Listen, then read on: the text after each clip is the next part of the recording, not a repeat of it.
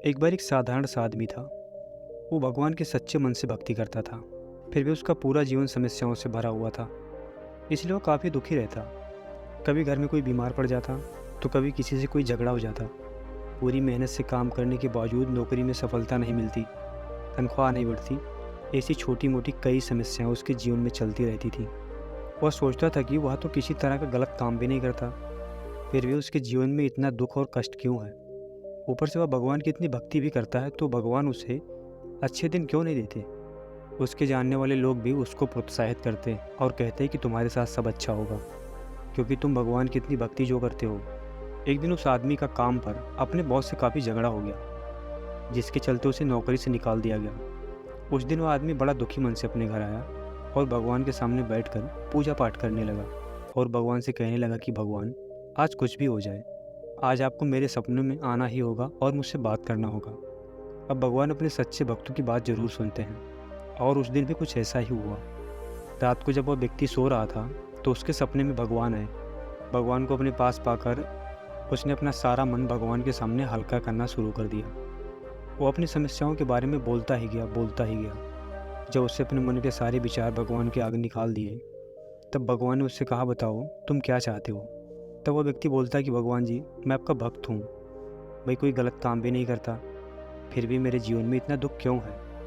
मैं देखता हूँ कि जो लोग गलत काम करते हैं, सही राह पे नहीं चलते, वो तो बड़े मौज से ज़िंदगी काट रहे हैं। ऐसा क्यों हो रहा है। भगवान ने उस व्यक्ति से कहा कि ये सब कर्मों का एक चक्र है, जो कई जन्मों के पाप पुण्य के हिसाब से चलता है। सबको अपने हिस्सों के कष्ट भोगने ही पड़ते हैं। फिर भी तुम मेरे सच्चे भक्त हो, इसलिए मैं तुम्हें एक उपाय बताता हूँ। तुम सुबह जब उठोगे, तो तुम्हारे घर से 10 किलोमीटर दूर जो पुराना मंदिर है, वहाँ एक बरगद का पेड़ है।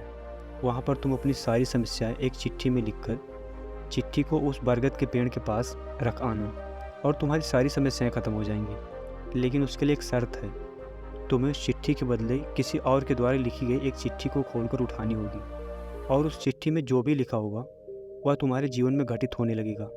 वह आदमी बड़ा खुश हुआ और भगवान को धन्यवाद दिया। जब वह सवेरे सोकर उठा, तो उसे सपने की सारी बातें याद आ गई।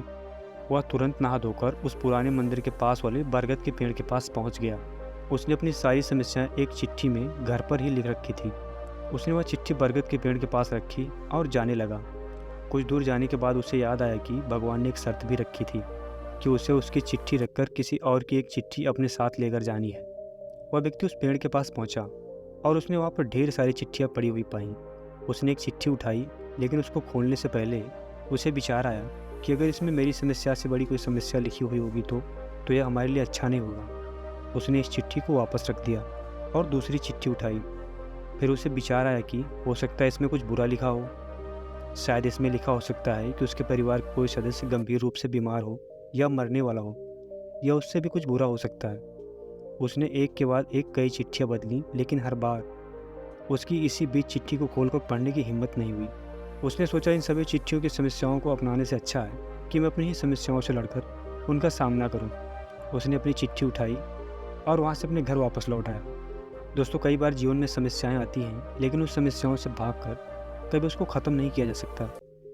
उन्हें ख़त्म किया जा सकता है उनका सामना करके। दूसरों के जीवन से तुलना करके दुखी होने से अच्छा है हम अपनी लाइफ की प्रॉब्लम्स को अच्छे से समझें, उनके मूल कारण तक पहुँचें और उससे छुटकारा पाएँ। दोस्तों, उम्मीद है कहानी आपको पसंद आई होगी। मिलते हैं किसी नए वीडियो में किसी नई कहानी के साथ।